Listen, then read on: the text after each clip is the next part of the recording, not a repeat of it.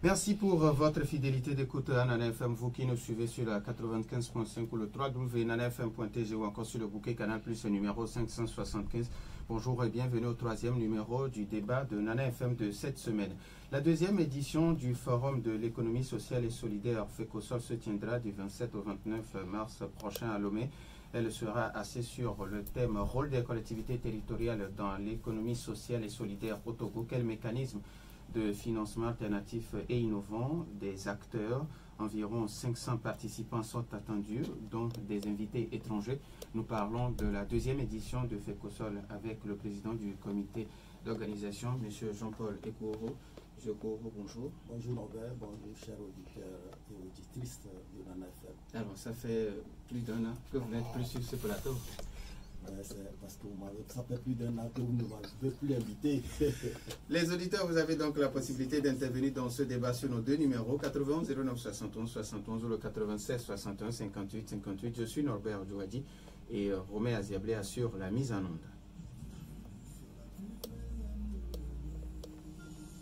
Une fois encore, merci pour votre fidélité d'écoute.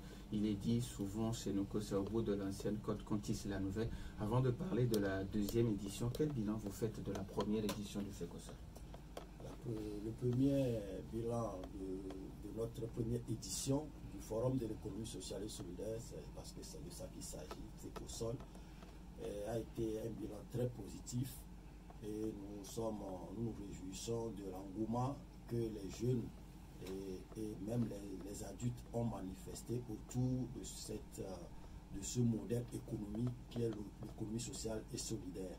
Donc nous avions eu plus de 300 participants et nous avions quand même eu à accompagner un certain nombre de jeunes et ça nous a permis également de mettre la main sur certaines difficultés que ces jeunes rencontrent dans leur initiative économique, surtout dans le modèle économie sociale et solidaire.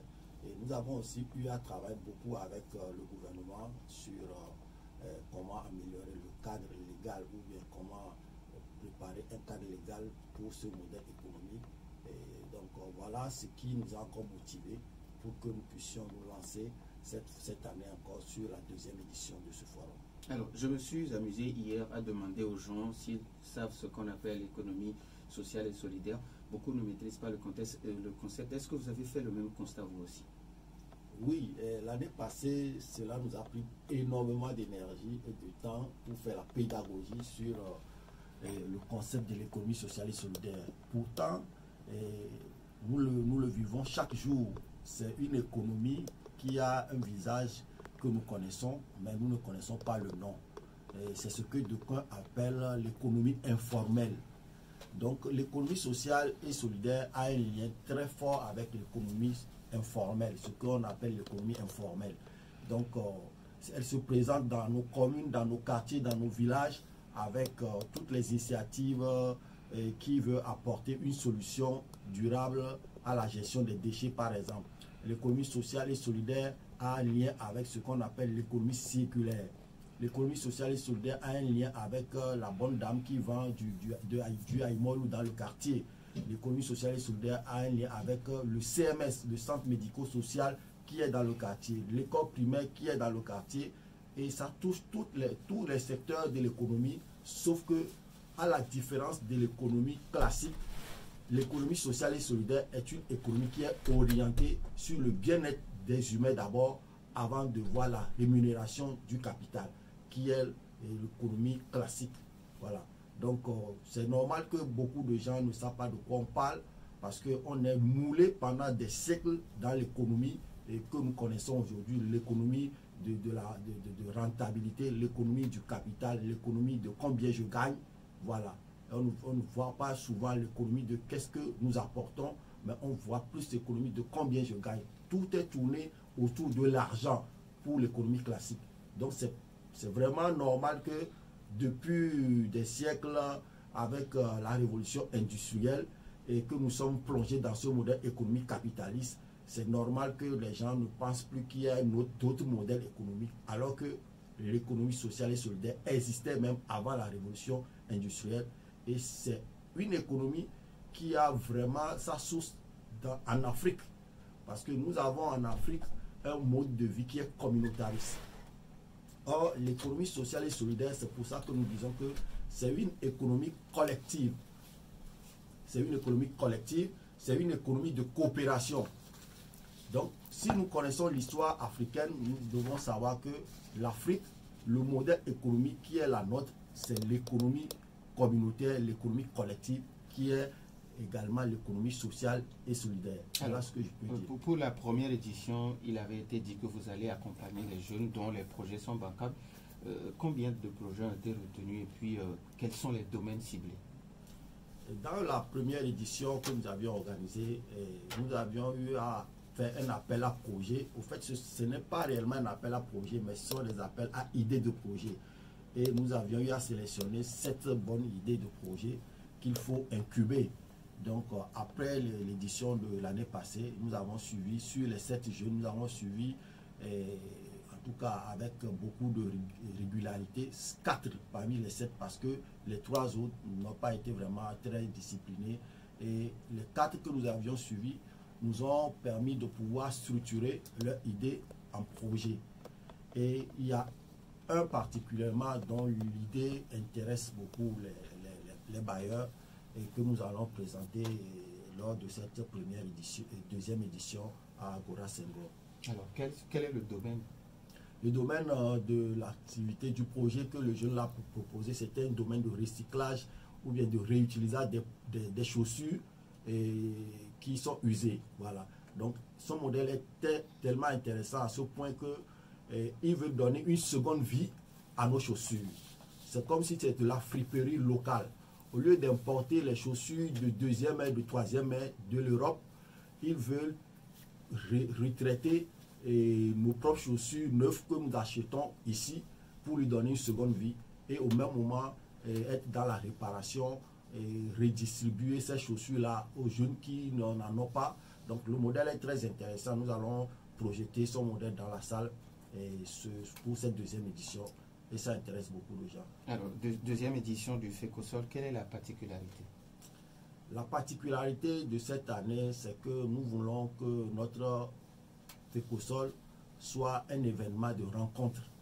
Et c'est ce que nous nous attelons à faire pour que ça ne soit pas un événement de grande messe où on vient, on parle plus de la théorie que de la pratique.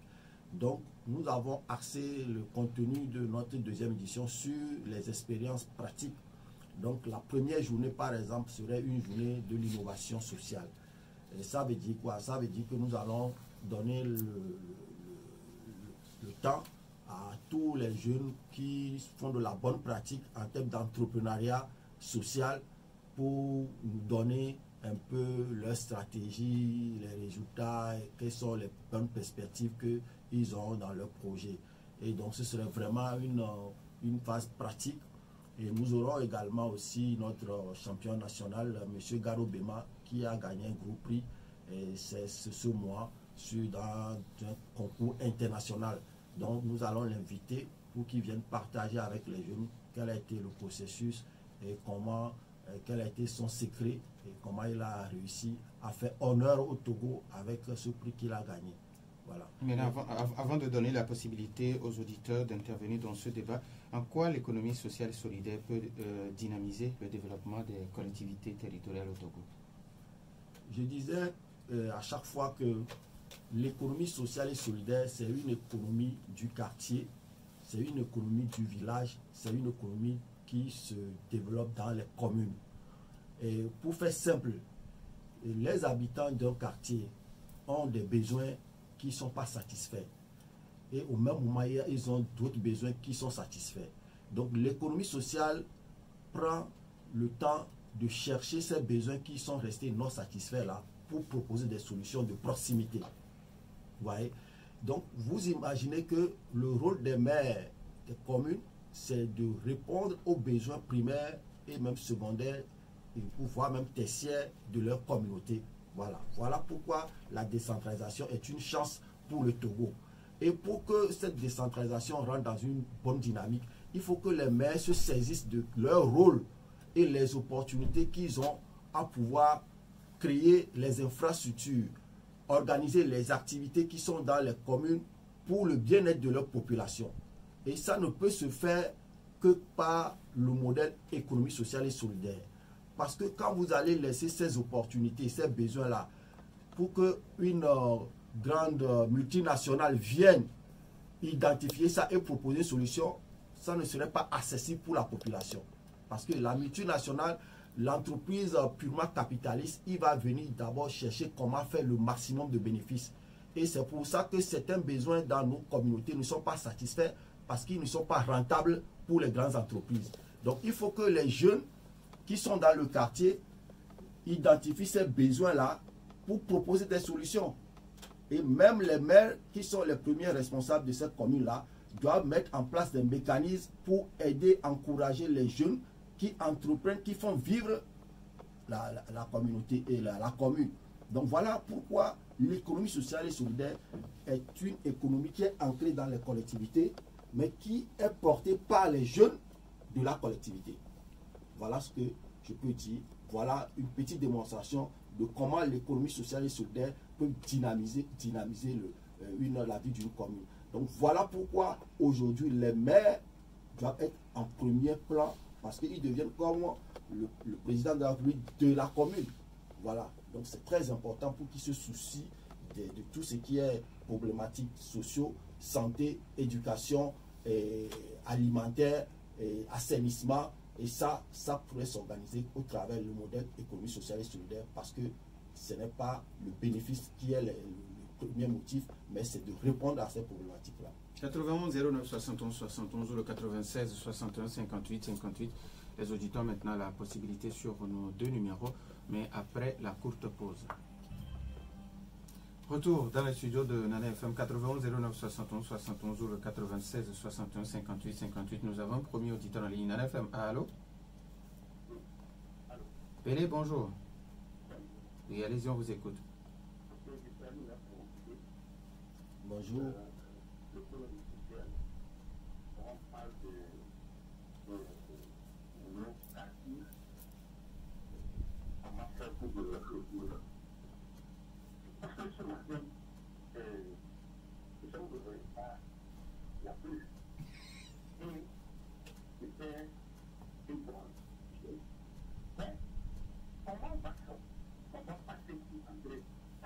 Dans le grand marché d'Adamato, c'est ça que nous sommes en train de pousser. Quand nous prenons à écouter, à dire comme ça, comme tout cet environnement-là, comment on va faire? Ce que moi je demande, aujourd'hui, nous avons nos maires. On nous a dit que c'est à l'élection locale, oui, il y aura le développement. Mais est-ce que nos maires, ont leurs ressources adéquates pour travailler? Est-ce qu'ils ont là les mains libres pour travailler?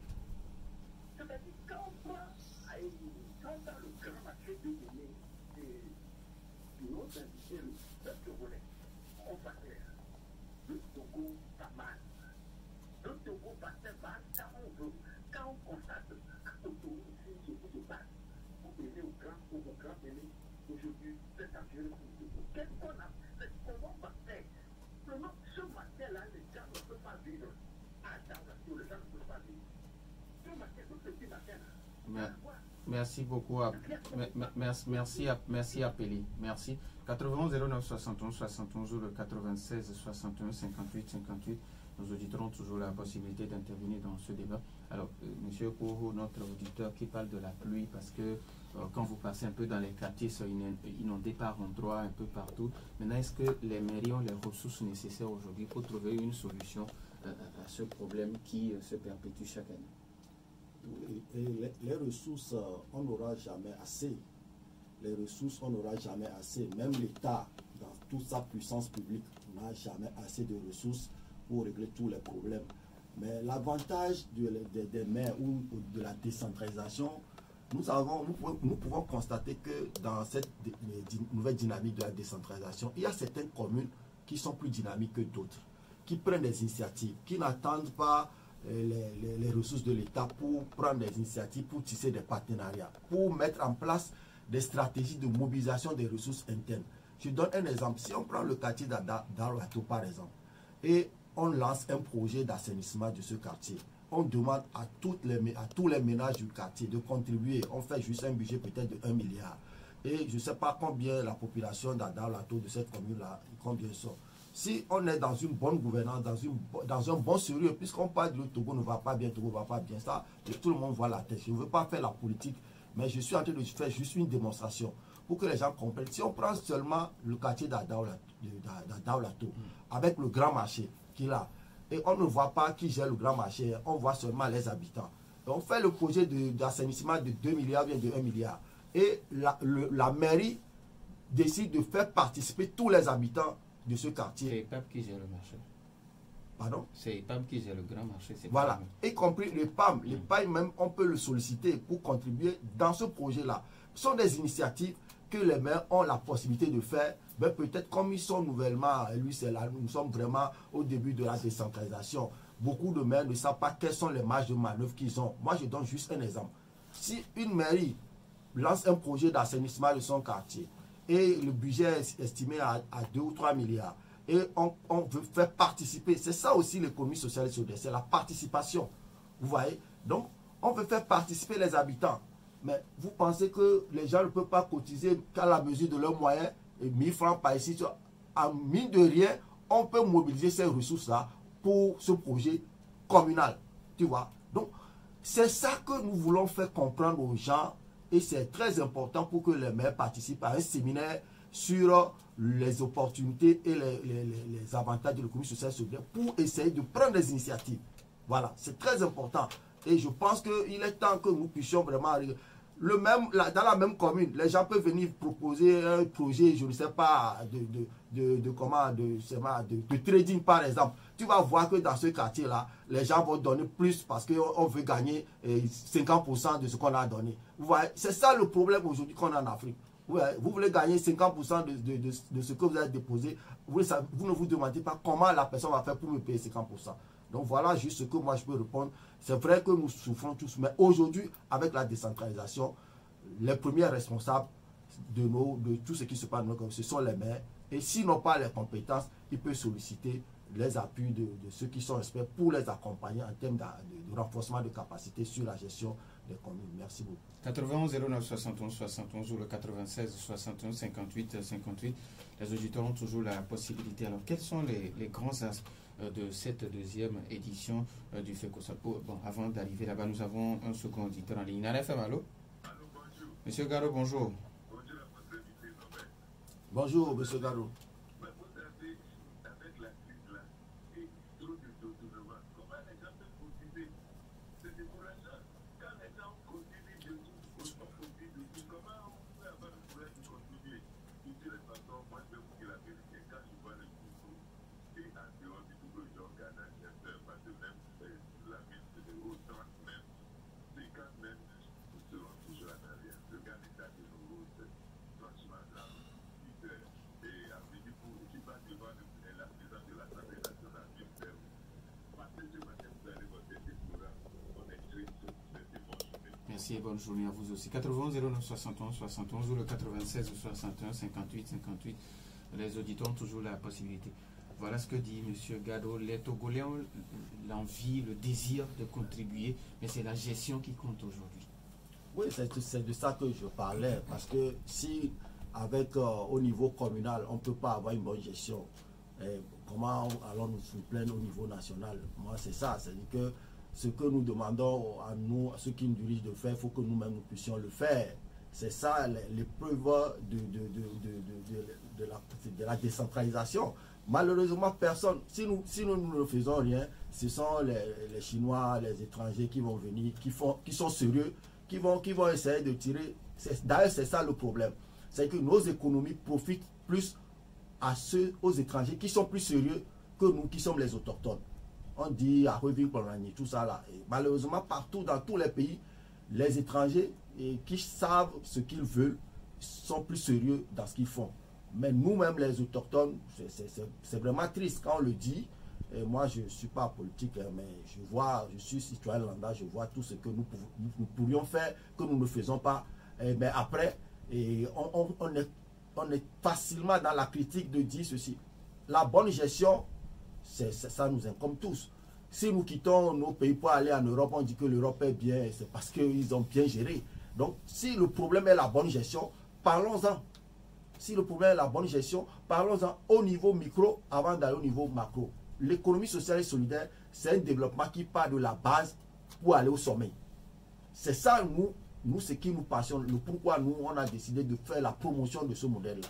Voilà. Pour qu'au niveau de la base, là, nous prenons conscience et petit à petit, nous allons bâtir des choses qui vont atteindre le sommet. Donc, voilà ce que moi, je peux répondre. Parce qu'aujourd'hui, j'ai la malchance de tomber après une pluie.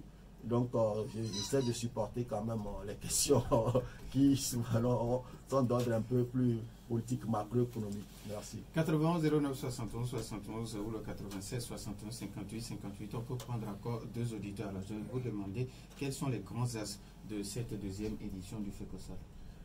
Le premier axe de cette deuxième édition, c'est que nous avons compris, comme les auditeurs peuvent le dire indirectement, d'abord, on parle du financement. Et le financement, beaucoup de gens ont des projets, mais n'ont pas accès au financement. Et quand vous allez voir ceux qui ont l'argent, ils vous disent que les projets ne sont pas vraiment structurés, ne sont pas vraiment bancables. Ce sont des idées, ce ne sont pas des projets. Et souvent, certains ne financent pas parce que le projet n'a pas une rentabilité qui leur permet de pouvoir rémunérer leur capital. Là, on est toujours dans l'économie capitaliste. Mais nous voulons des financements qui sont adaptés aux projets qui sont dans l'économie sociale et solidaire. Donc voilà pourquoi le premier axe de cette deuxième édition va être orienté sur le financement des acteurs de l'économie sociale et solidaire. Ça veut dire quoi? Avant de continuer, nous avons un autre auditeur. Papa Sibiti, bonjour. Comment allez-vous? Bonjour Papa Sibiti. Merci.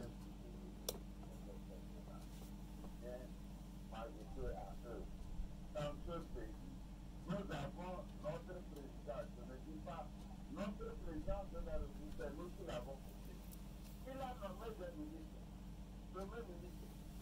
Mais, forêt de constater, quand vous sortez, moi, nous sommes inondés de le voir sur vous. Depuis des années, nous demandons, le premier ministre est le fils du président Yadema et toi le temps. De nous faire des animaux pour le mettre dans le bassin, pour nous conduire, on ne le fait pas. Mais vous sortez, vous trouvez dans des rivières là, on veut faire les pavés ou bien le goudron. Parce que un parent a un parent limité. C'est ce que nous avons fait. Merci beaucoup à Papa Sibiti. Malheureusement, il n'est pas aujourd'hui dans notre thème, malheureusement. Papa Sibiti, nous sommes en train de parler de tout ce qui touche à l'économie sociale et solidaire. C'est vrai, ce que vous dites est vrai, mais il y a déjà deux auditeurs qui en ont déjà parlé. Alors, quels seront maintenant les as? Ou bien vous voulez d'abord venir sur ce qu'il a dit et après continuer par parler des as? Non. Nous avons un autre auditeur. Un infirme, allô? Allô? Allô, oui, bonjour. Bonjour. Oui, bonjour. C'est Mas? Oui, c'est moi. Ok. Il y a un décalage. Bon, peut-être c'est au niveau de votre poste récepteur, s'il vous plaît, diminuez un peu.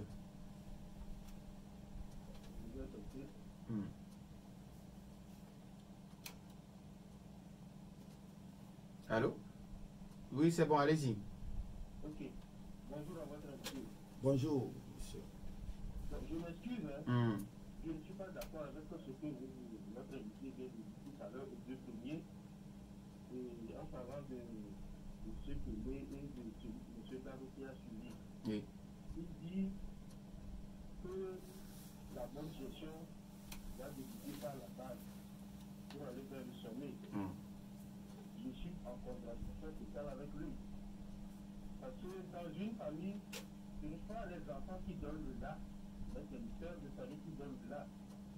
Si au niveau du gouvernement, il y a des détournements et qu'on n'arrive pas à réaliser les choses dans le pays, il ne faut pas venir accuser les petits maires qui n'ont pas les grands moyens comme l'État, que c'est eux qui ne savent pas gérer. C'est pour ça seulement que je vais appeler. Merci et bonne journée à vous aussi. Alors, avant de continuer, je ne sais pas si vous avez un mot à placer au niveau de la remarque de notre dernier auditeur. Oui, je voulais lever cet équivoque-là rapidement. Je n'ai pas parlé de la bonne gestion, ça part du bas. Je parle de l'économie sociale et solidaire qui part du bas pour aller au sommet. Mais je suis d'accord que chacun donne son point de vue. Moi, je ne critique pas les maires, je ne fais que faire un constat et analyser les possibilités que les maires ont pendant qu'au sommet, il y a peut-être, je pense qu'il y a une mauvaise gestion, qu'au niveau de la base, on essaie de mieux gérer. C'est ce que moi je dis. C'est normal qu'ils peut-être puissent mal comprendre, mais je n'accuse pas les maires qui ne gèrent pas bien, mais c'est la question que les auditeurs ont posée qui est un problème de mauvaise gestion. Il y a quelqu'un qui avait dit ce n'est pas le fait de cotiser qui est le problème. Monsieur Gado, il a dit que ce n'est pas le fait de cotiser par rapport à l'exemple que j'ai donné qui est le problème, mais comment on va gérer cet argent-là. C'est ce qui m'a amené à dire ça. Donc, ce n'est pas que je suis en train de dévier la charge sur les maires, donc il n'a qu'à vraiment m'excuser, ce n'est pas ça mon idée. Merci. Maintenant, par rapport aux grands as, vous en avez déjà cité deux. Oui, la question de l'économie sociale et solidaire qui est vraiment liée à l'économie locale, parce qu'on peut faire aussi le parallèle pour que les gens comprennent. L'économie sociale et solidaire, c'est l'économie locale. On comprend bien le concept de consommer local. Donc ça s'accompagne avec une économie ou bien ça dynamise une économie. Donc aujourd'hui, l'économie est une fille de la finance. Voilà. C'est la finance qui dicte, qui imprime les grandes tendances de l'économie. Donc ce sont les financiers qui dirigent. Donc aujourd'hui, s'il n'y a pas l'argent, ou ceux qui ont l'argent, c'est eux qui essaient d'orienter notre économie. Donc nous ne voulons pas promouvoir l'économie sociale et solidaire avec l'argent qui est destiné à financer l'économie capitaliste. Donc, les grands axes de notre deuxième édition vont tourner autour de la finance qui va avec l'économie sociale et solidaire. Puisque beaucoup de jeunes sont porteurs d'idées, de projets, mais ne trouvent pas le financement qu'il faut pour mettre en œuvre ces projets-là. Donc, nous avons réfléchi à ça pour proposer une solution de financement des jeunes porteurs de projets dans l'économie sociale et solidaire que nous allons lancé lors de cette deuxième édition qui est vraiment la grande nouveauté de cette deuxième édition. Nous avons un dernier auditeur en ligne. Alain FM, allô? Oui, bonjour. Bonjour. Nous saluons l'invité ce matin. Votre nom, s'il vous plaît. Allô? Oui, allô? Allô, maître? Oui, bonjour, monsieur. Voilà, bonjour. L'invité ce matin. Votre nom, s'il vous plaît. Voilà, le nom c'est Elom. Monsieur Elom, vous nous appelez de? J'appelle Dagoué. D'accord. Ok, monsieur Elom, vous avez maintenant la parole. Merci. Nous allons dire que la chose publique doit tenir à cœur à tout chacun d'entre nous. Moi, je suis dans une logique, peut-être que les gens vont tirer sur nous, mais ça, c'est ma logique à moi. Je n'attendrai jamais l'autorité suprême, son excellence, le président ou le premier ministre pour venir faire quelque chose que moi-même je suis capable de faire. Dans les communes, je crois qu'il y a des Togolais qui ont exprimé réussi et qui peuvent financer, pourquoi pas, les mairies ou bien les communes dans lesquelles ils ou elles sont sorties. Il y a les moyens pour financer des projets, des micro-projets de ces communes-là. Pourquoi ne pas le faire? Pourquoi ne pas le faire? Il y a dans des communes ou dans ces mêmes quartiers, des gens qui ont réussi, mais chacun veut attendre les cas. La décentralisation est une équipe qui aide en tout cas la population à mieux se développer. Comme vous voyez des pays qui sont un peu proches de nous, ici, ça se passe. Mais nous les avions, mais il faut passer de quelque part. Merci beaucoup. Merci beaucoup à monsieur. Merci beaucoup à monsieur Elom Dagoué. Nous n'avons plus assez de temps. Merci vraiment à monsieur Elom. Il dit les Togolais ont aujourd'hui la possibilité de financer des micro-projets dans leur quartier. Oui, moi c'est ce que j'essaie d'expliquer au début, qui n'a pas été bien compris. Quand on parle de problèmes sociaux qui sont dans nos communes, c'est ce que notre auditeur vient de dire. C'est normal. Si vous attendez quelqu'un et qui ne réagit pas, il faut que vous voyez qu'est-ce que vous-même vous pouvez faire. C'est de ça qu'on parle. Parce que moi, je vous donne des exemples où, normalement, tu sais, les gens doivent participer à un atelier et pour se faire former sur un sujet qui va contribuer à leur propre développement. Ils attendent qu'un partenaire bilatéral finance leur per diem, leur nuit d'hôtel, et on est toujours dans cette logique-là. Donc, dès que ce partenaire ne finance pas, vous ne pouvez même plus aller bénéficier de cette formation. Or, on dit quoi? Celui qui a l'information a le pouvoir. Vous voyez? Donc, aujourd'hui, nous sommes dans un monde où, quand vous avez l'information, il faut savoir comment capitaliser cette information-là. Donc, participez à des choses qui vont vous aider à ajouter de la valeur à vous-même. Vous ne pouvez pas attendre tout le temps des gens qui... Donc, c'est très important qu'on puisse sensibiliser sur cet aspect-là, que nous puissions nous auto-saisir et ne pas toujours rejeter la faute sur les autres. En fait, c'est une façon de chacun a sa façon de voir les choses. Et je pense que ceux qui ont compris qu'il faut prendre les taureaux par les cornes soi-même là, arrivent à tirer leur peine du jeu. Donc voilà ce que moi je peux dire. Malheureusement, nous sommes là pour parler de l'économie sociale et solidaire. Justement, ce problème, notre modèle économique est lié vraiment aux problèmes qui sont nos problèmes quotidiens et qui n'attendent que des gens qui vont trouver des solutions. C'est pour ça nous disons que l'économie sociale et solidaire offre beaucoup d'opportunités pour l'emploi des jeunes, pour la création de la richesse, pour la création de nouveaux emplois et durables. Donc voilà, je souhaite que ce qu'on doit retenir de ce débat-là, que les gens comprennent que l'économie sociale et solidaire dont on parle là, c'est l'économie qui apporte des solutions aux problèmes locaux.